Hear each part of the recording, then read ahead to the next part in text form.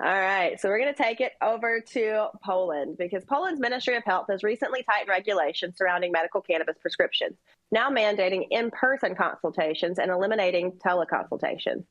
This significant change aims to prevent abuse within the prescription system and impacts patients who rely on cannabis-based therapies.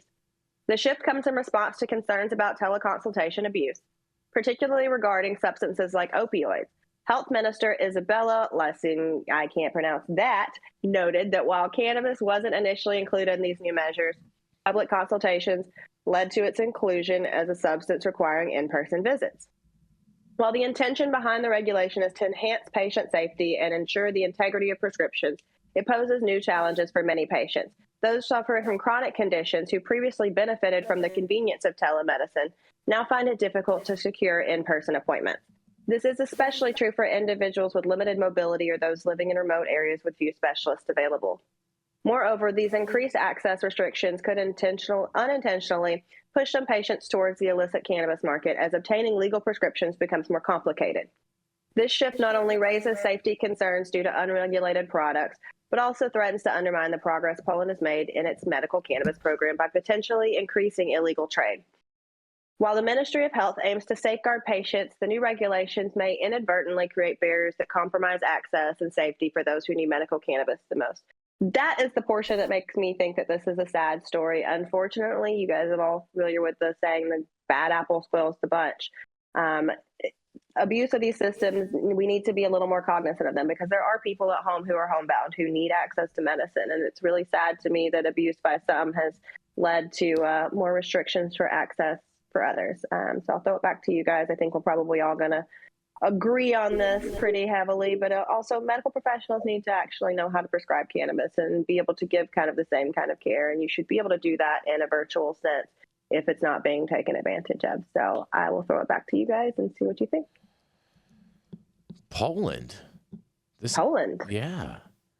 So they're cracking down on these doctors.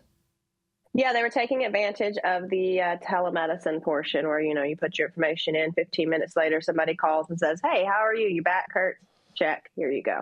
I mean, I don't see anything wrong with that. I think telemedicine is fantastic. Telemedicine is fantastic, but they also mentioned opioid prescriptions and things like that. And you notice a lot of these pill mill doctors have switched over to writing cannabis recs. And I think that we need to just be a little bit more reverent. And it's not just a revenue generation for a medical provider who has taken an oath, who should be concerned with patient safety. And it sucks that the abuse of this system is now affecting those who are granted greater access if they're homebound or whatever their issue may be. Yeah, no, most definitely. I mean, here's the bottom line, right? Cannabis wants to be treated like anything else, right? It's the redheaded stepchild that says, please, can I just be not treated like the redheaded stepchild? And so if there were crackdowns across the board on telemedicine in Poland simultaneously, that would be one thing. But unless you have a physical examination, telemedicine is here to stay. And to Jenny's point with the article, it's also something that serves a service. It's a tool for those that are distant or rural or can't get in or the schlep to get to a doctor's office. And so the argument that should be cracked down because there's some people that are abusing the system is sort of like the Republicans saying that welfare shouldn't be around because there's a couple people who are abusing the system, right? It should never be the system and the few people that abuse it that are the justification for eliminating a system that might serve more than it harms.